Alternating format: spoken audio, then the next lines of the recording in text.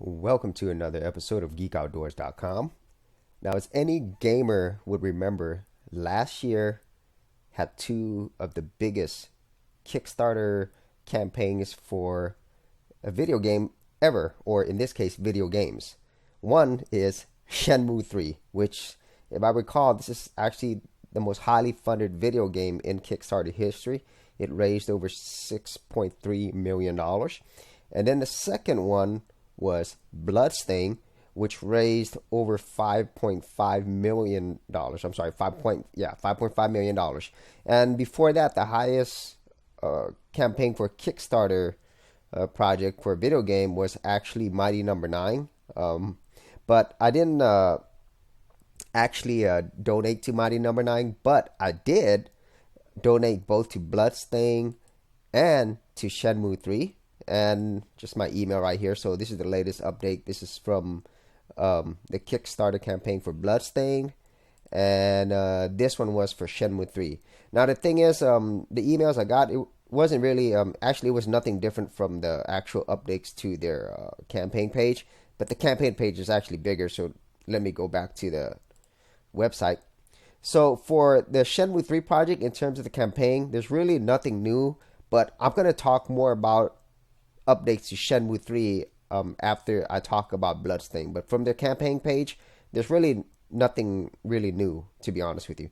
But on Bloodstained, their most recent release update, Igarashi is showing some brand new screenshots that his team is working on. So basically, his team was doing a poll of like, what style do you like better? So this is actually the same design in terms of like the background and the character, but they have different design types that they want to get feedback from the actual backers. So, here's background one, character one. It looks cool. It really does. But as you go down further, you get to see kind of like different styles. Background one, character three, and this one's a little more cel shaded. I do like this cel shading better than I do like the 3D polygon. I mean, this looks good, but I think this one looks better. And then there's another one for background 3, character 1. And this is kind of like, different variations of it. And then there's background 3, character 3. This one's actually my favorite. This is the one that I chose because it's got not only the cel shading, but it just looks more like realistic, I think. But it still has the three-dimensional and, like anime aspect of it. And it looks really awesome. So if this is like any indication of how the game's going to look like eventually, this game's going to be awesome. I mean, I was a humongous fan of not only Castlevania Symphony of the Night, but also Shenmue. Shenmue just blew me away. I had a Dreamcast, and the Dreamcast is most definitely my favorite arcade console system. I mean, do not get me wrong. I love the Nintendo, the Genesis, the Super Nintendo, all of them. I really do. But for something, the Dreamcast was not around very long.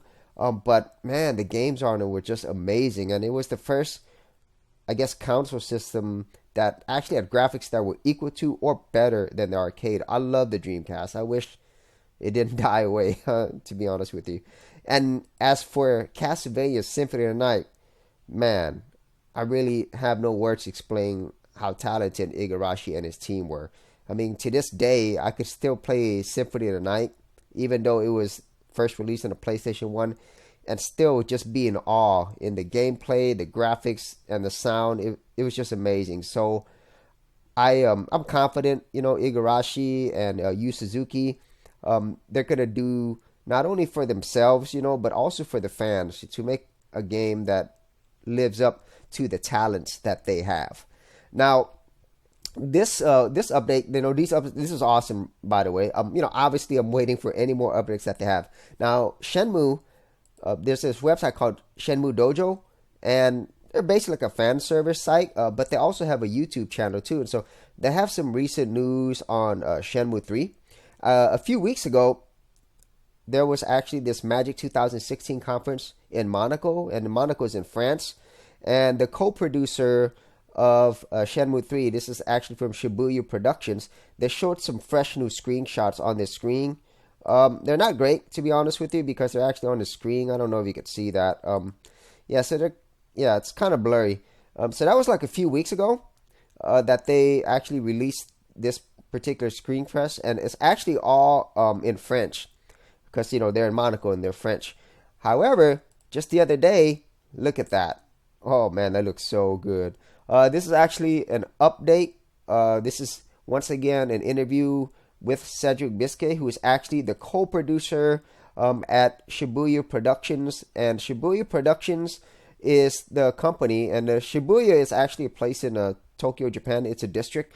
But Shibuya Productions was actually founded in Monaco, in France. And so he's a co-producer of it. And so they have an office in Japan. And so just the other day, there's this interview with Cedric. And I guess this website, they're called Desert Bus France. And I think they're like a gaming channel. I'm not really sure.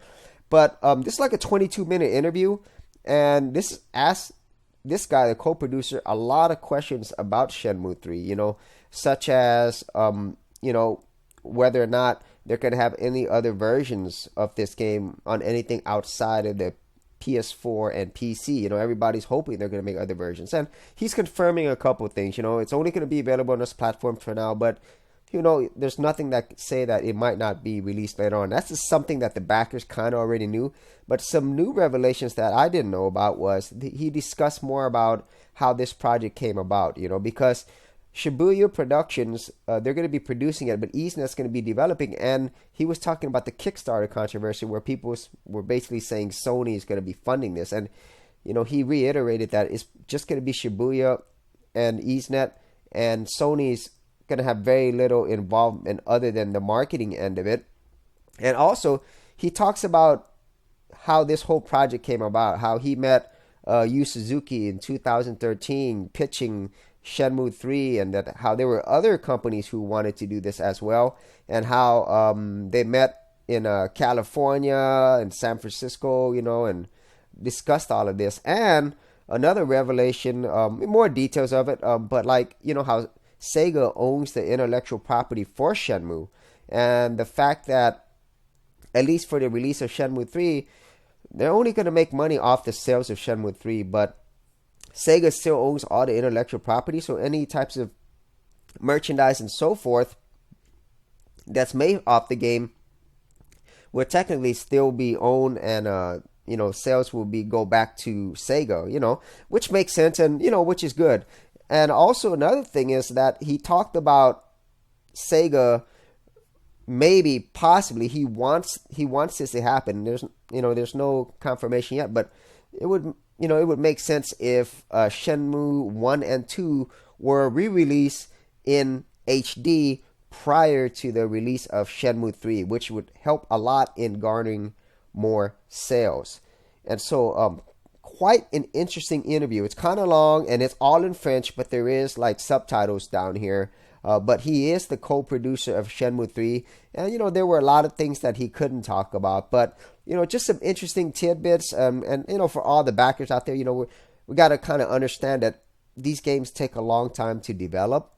And so sometimes, you just want as much news and you want to see actual gameplay footage and stuff. But it's really, nice to know that, your investment in it for these two humongous talents and their teams, it's going to turn out to be something amazing. I just cannot see it not being awesome, and hopefully it doesn't end up like Mighty Number 9 right now, where they're just having a lot of problems in terms of delays and stuff.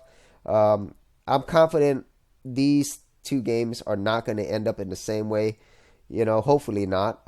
So we'll see how these games turn out. I'm looking forward to Mighty Number 9. I'll probably pick it up anyway because I really do love Mega Man, and I don't like the way the project's going, but hopefully that'll turn out well, and it will also signal some good stuff for the upcoming releases in 2017 for Shenmue 3, which is expected to come out in Christmas of 2017, and Bloodstained, I'm not sure, I can't remember, but it's in 2017, maybe in the springtime.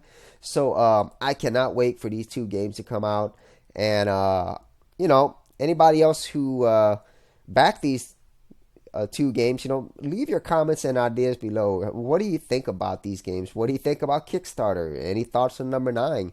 leave them below. And as always, if you did like these videos, be sure to subscribe.